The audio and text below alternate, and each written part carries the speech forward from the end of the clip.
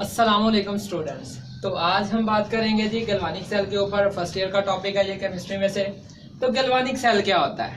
Galvanic cell क्या है जी? ये एक इलेक्ट्रोलाइटिक सेल का उसकी एक किस्म है जिसके अंदर क्या होते हैं जी, स्पॉन्टेनियस केमिकल रिएक्शंस होते हैं। अब स्पॉन्टेनियस केमिकल रिएक्शंस के मतलब आप लोगों को पता होगा कि ऐसे रिएक्शंस जो खुद ब खुद हो जाते हैं, जिनको होने के लिए किसी एक्सटर्नल एजेंट की रिक्वायरमेंट ना हो, उनको हम स्पॉन्टेनियस केमिकल रिएक्शंस बोलते हैं। तो ये जो हमारा गैल्वानिक सेल होता है, इसके अंदर भी स्पॉन्टेनियस केमिकल रिएक्शंस हो रहे होते हैं, जिसकी वजह से फ्लो ऑफ इलेक्ट्रॉन्स होता है और फ्लो ऑफ इलेक्ट्रॉन्स की वजह से इलेक्ट्रिक करंट प्रोड्यूस होता है। तो ये जो हम सिंपल ये कह सकते हैं कि ये जो हमारा गैल्वानिक सेल होता है, गैल्वानिक सेल के अंदर जो केमिकल एनर्जी होती है उसको इलेक्ट्रिकल एनर्जी में कन्वर्ट किया जाता है। मतलब केमिकल एनर्जी जो है, केमिकल एनर्जी, इसको कन्वर्ट किया जाता है जी इलेक्ट्रिकल एनर्जी के अंदर। Chemical energy is converted into electrical energy. तो यहाँ पे ये हमारा जो है वो केमिकल रिएक्शंस चल रहे होते हैं। केमिकल रिएक्शंस की वजह से इलेक्ट्रिसिटी जो है वो प्रोड्यूस हो रही होती है, और जो कि एक्सटर्नल सर्किट के साथ कनेक्ट करके हम इससे जो है डिफरेंट पर्पस के लिए जो है वो यूज कर सकते हैं। अब देखते हैं जी इसकी कंस्ट्रक्शन कैसे है, कैसे जो है ये सेल बनता है। तो देखें जी स्टूडेंट्स, हमारे पास ये जो सेल होता है इसके दो हाफ सेल्स होते हैं। एक ये हाफ सेल है और एक ये वाला हाफ सेल है। तो दो हाफ सेल मिलके एक मुकम्मल सेल बना रहे होते हैं। इसमें देखें हमारे पास जो फर्स्ट हाफ सेल है उसके अंदर हमने जिंक इलेक्ट्रोड लिया हुआ है, और उसके साथ ही हमने जिंक के साल्ट का सोल्यूशन लिया हुआ है, और जो सोल्यूशन है that is 1 molar solution of zinc sulphate. इसी तरह से हमारे पास राइट हाफ सेल है। राइट हाफ सेल के अंदर हमने कॉपर इलेक्ट्रोड यूज किया हुआ है, और कॉपर इलेक्ट्रोड जो है that is dipped into 1 molar solution of copper sulphate. तो इस तरह से हमारे पास 2 हाफ सेल्स जो है वो बनते हैं। और ये जो 2 हाफ सेल्स होते हैं they are connected through a salt bridge. और ये जो साल्ट ब्रिज है ये दोनों हाफ सेल्स को ज्वाइन करता है और एक कंप्लीट सेल जो है हमारे पास एग्जिस्टेंस में आता है। उसके बाद है जी रिएक्शन, देखें कौन कौन से चलते हैं इसके अंदर भी और इसके अंदर भी। तो यहाँ पे देखें जो हमारा एनोड है, एनोड बेसिकली आपने देखा होगा जो इलेक्ट्रोलाइटिक सेल है वहां पे आपने देखा जी बैटरी के जो पॉजिटिव टर्मिनल के साथ जुड़ा है उसको एनोड बोल रहे हैं, और जो बैटरी के नेगेटिव टर्मिनल के साथ जुड़ा है उसको कैथोड बोल रहे हैं। तो स्टूडेंट्स ये इसका बेसिक कंसेप्ट नहीं है कि जो पॉजिटिव टर्मिनल से जुड़ा है वो कैथोड एनोड है और जो नेगेटिव से जुड़ा है वो कैथोड है, ऐसा नहीं है बिल्कुल भी। अब इसको जनरल ये डिफाइन कर सकते हैं, the electrode that where oxidation takes place.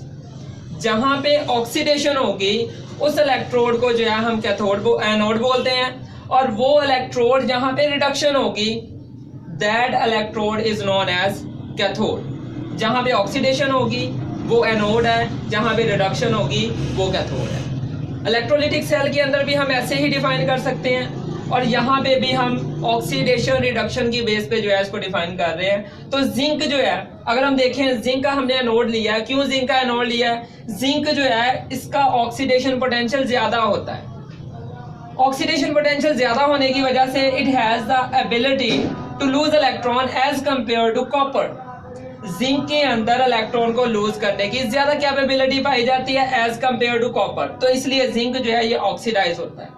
Zinc 2 electron lose करता है और लूज करने के बाद जो है Zn+2 में आ जाता है। जैसा कि यहाँ पे हमने इलेक्ट्रोड जो है वो जिंक का लिया हुआ है, तो जिंक का इलेक्ट्रोड जो है यहाँ से जिंक जो है इलेक्ट्रॉन यहाँ पे इलेक्ट्रोड पे लूज करने के बाद खुद जो है यहाँ से सोल्यूशन में जाना शुरू कर देते हैं। आहिस्ता आहिस्ता यहाँ से जिंक जो है वो सोल्यूशन में जाना शुरू कर देता है, और इलेक्ट्रॉन जो है वो यहाँ पे इलेक्ट्रोड पे डिपॉजिट होना शुरू हो जाते हैं। इलेक्ट्रॉन यहाँ पे लीव करना शुरू कर देते हैं, लूज करना शुरू कर देते हैं।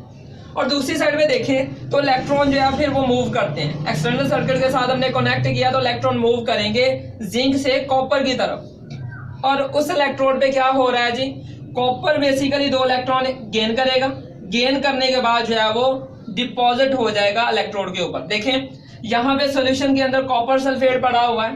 कॉपर सल्फेट का मतलब है जब उसको हमने सोल्यूशन बनाया है तो कॉपर +2 की फॉर्म में है और सल्फेट जो है वो नेगेटिव की फॉर्म में है। यहाँ पे इलेक्ट्रॉन आ रहे हैं तो इलेक्ट्रॉन को यहाँ पे कॉपर आयंस जो है जो इलेक्ट्रॉन गेन करेंगे, गेन करने के बाद यहाँ पे Cu डिपॉजिट होना शुरू हो जाएगा और आहिस्ता आहिस्ता यहाँ पे कॉपर जो है इसके इर्द गिर्द आके इकट्ठा हो जाएगा, डिपॉजिट हो जाएगा। तो इस तरह से कॉपर यहाँ पे गेन ऑफ इलेक्ट्रॉन कर रहा है, इट मीन यहाँ पे रिडक्शन चल रही है, और जिंक जो है इलेक्ट्रॉन लूज कर रहा है, यहाँ पे ऑक्सीडेशन का प्रोसेस चल रहा है।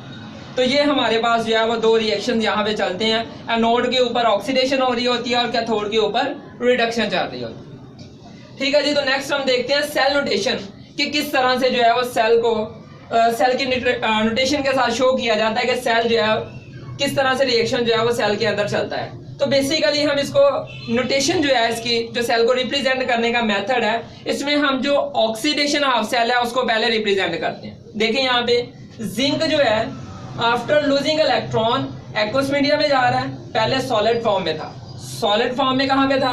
यहाँ पे जो है वो जब इलेक्ट्रोड के ऊपर था जिंक तो वो सॉलिड फॉर्म में था, तो यहाँ पे सॉलिड फॉर्म में है। तो जिंक जब दो इलेक्ट्रॉन यहाँ पे लूज करेगा, लूज करने के बाद किधर चला गया? एक्वस मीडिया में चला गया, यहाँ पे सॉल्यूशन के अंदर आ गया। उसके बाद ये जो हम दो लाइनें लगाई हैं, बेसिकली ये जो दो लाइनें हैं ये रिप्रेजेंट कर रही है साल्ट ब्रिज को, साल्ट ब्रिज को। ये साल्ट ब्रिज को हमने शो किया। साल्ट ब्रिज जो दोनों हाफ सेल्स को आपस में कनेक्ट कर रहा है। उसके बाद देखें जी कॉपर आ गया। कॉपर जो है वो एक्वस मीडिया के अंदर था। एक्वस मीडिया के अंदर कॉपर जब यहाँ पे गया, यहाँ से दो इलेक्ट्रॉन उसने गेन किए, गेन करने के बाद यहाँ पे डिपॉजिट हो गया। तो ये हमारे पास कॉपर जो है ये सॉलिड फॉर्म में आ गया। तो ये था जी सेल को सेल को कैसे हमने रिप्रेजेंट करना है कि जोन जोन से रिएक्शन हो रहे हैं उसको कैसे हमने रिप्रेजेंट करना है। रिप्रेजेंटेशन का ये मेथड है एक। उसके बाद देखते हैं जी, जाहिर सी बात है फ्लो ऑफ इलेक्ट्रॉन हो रहा है, दो इलेक्ट्रोड है, फ्लो ऑफ इलेक्ट्रॉन हो रहा है।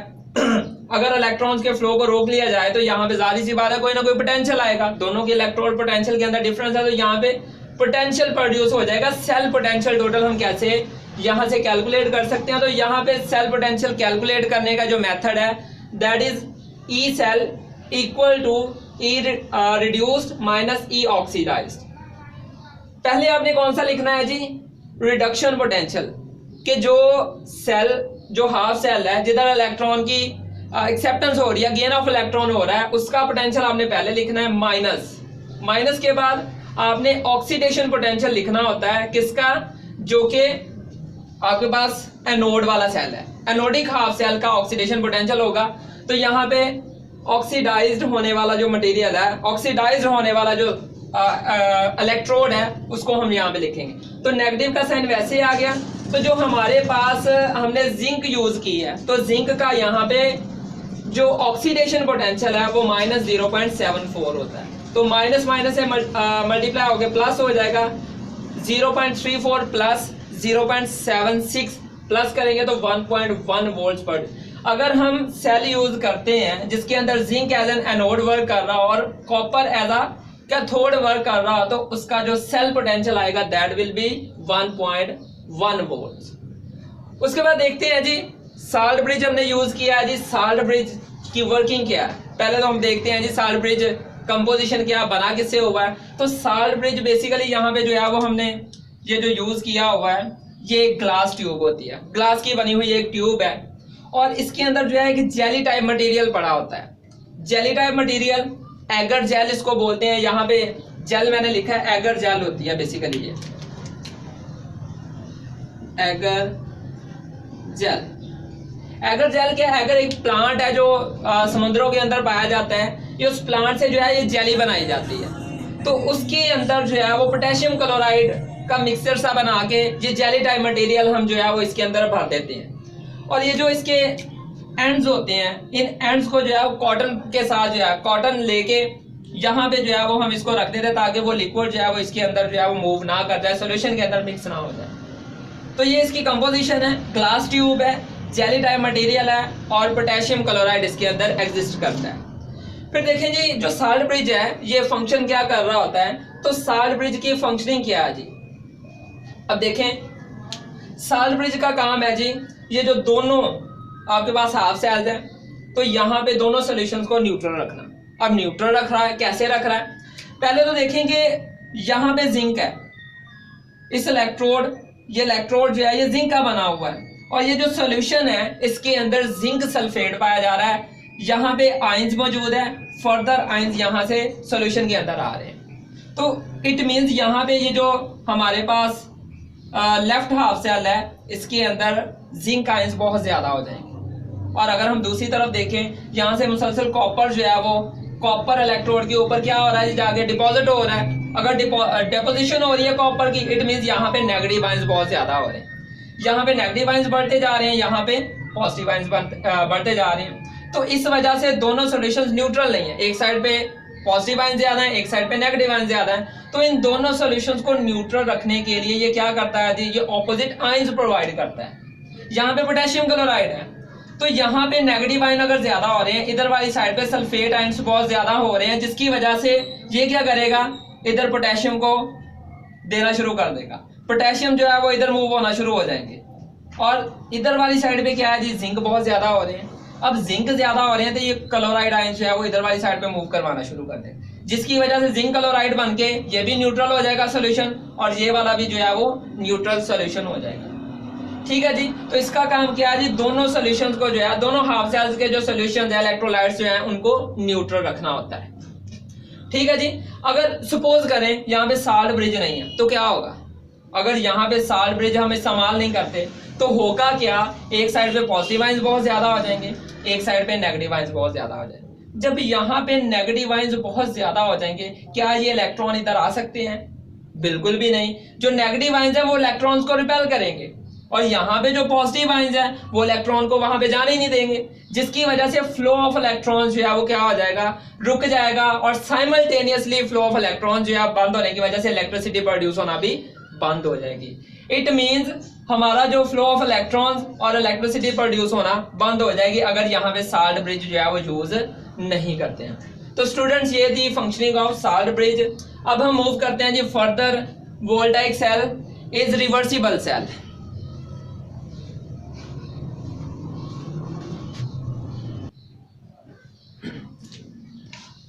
जी तो स्टूडेंट्स अब देखते हैं कि वोल्टाइक सेल जो है ये एक रिवर्सिबल सेल है। रिवर्सिबल सेल का मतलब क्या है कि ये रिचार्जेबल है। आपने देखा कि फर्स्ट ऑफ ऑल क्या हो रहा था, जिंक यहाँ पे इलेक्ट्रॉन लूज कर रहा था, Zn+2 में आ रहा था, और यहाँ पे कॉपर जो है वो गेन ऑफ इलेक्ट्रॉन करने के बाद किसमें जा रहा था, कॉपर जो है वो डेपोजिशन उसकी हो रही थी कॉपर इलेक्ट्रोड के ऊपर। सपोज करें यहाँ पे हमने एक्सटर्नल सर्किट को हटा दिया, बल्कि इसको क्या कर दिया, हमने सोर्स ऑफ इलेक्ट्रिसिटी के साथ कनेक्ट कर दिया। तो सोर्स ऑफ इलेक्ट्रिसिटी के साथ जब हम इसको कनेक्ट करेंगे तो क्या हो जाएगा जी, it will act like electrolytic cell. क्या होगा जी, ये रिवर्सिबल हो जाएगा। रिवर्सिबल का मतलब क्या है, जो रिएक्शन यहाँ पे पहले हो रहे थे अब वो वाले रिएक्शन जो है वो दोबारा से रिवर्स में हो जाएगा। पहले यहाँ पे जिंक जो है वो इलेक्ट्रॉन लूज कर रहा था और कॉपर इलेक्ट्रॉन गेन कर रहा था। जब हम उसी सेल को कनेक्ट कर देंगे इलेक्ट्रिसिटी के साथ, एक्सटर्नल इलेक्ट्रिक सोर्स के साथ, तो होगा क्या, जिंक जो है वो पहले रिएक्शन के ऑपोजिट चला जाएगा। Zinc will behave like opposite to that of the reaction occurring in galvanic cell। अब यहाँ पे देखें जिंक क्या कर रहा है जी, जिंक इलेक्ट्रॉन गेन कर रहा है। Zinc will gain electron and is converted into Zn। यहाँ पे पहले आयोनाइज्ड फॉर्म में, यहाँ पे जो है वो न्यूट्रल फॉर्म में चला गया, और यहाँ पे गेन ऑफ इलेक्ट्रॉन हो रहा है। तो गेन ऑफ इलेक्ट्रॉन क्या है जी, रिडक्शन में जा रहे हैं। दूसरी तरफ अगर हम बात करें कॉपर की, तो यहाँ पे कॉपर जो है, कॉपर इलेक्ट्रॉन गेन करने के बाद किसमें जा रहा है जी, कॉपर सॉलिडिफाई हो रहा है, डेपोजिशन हो रही है कॉपर इलेक्ट्रोड के ऊपर।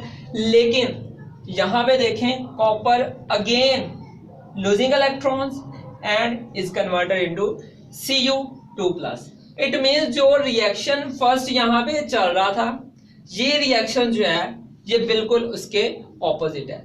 तो दोबारा से जो है वो जिंक यहाँ पे डिपॉजिट होना शुरू हो जाएगी, और कॉपर जो है दोबारा से यहाँ पे सॉल्यूशन फॉर्म में आना शुरू कर देंगे, और आप दोबारा से इसको बैटरी को जो है वो यूज कर सकते हैं। It was all about the galvanic cell. उम्मीद है आपको इस लेक्चर की समझ आ गई होगी। अगर इस टॉपिक के रिलेटेड या केमिस्ट्री के रिलेटेड कोई भी क्वेश्चन हो तो आप कमेंट बॉक्स के अंदर जो है वो मैसेज कर सकते हैं, और मजीद अपडेट्स के लिए हमारा YouTube चैनल को सब्सक्राइब कीजिएगा। आज तक के लिए इतना ही। अल्लाह हाफिज।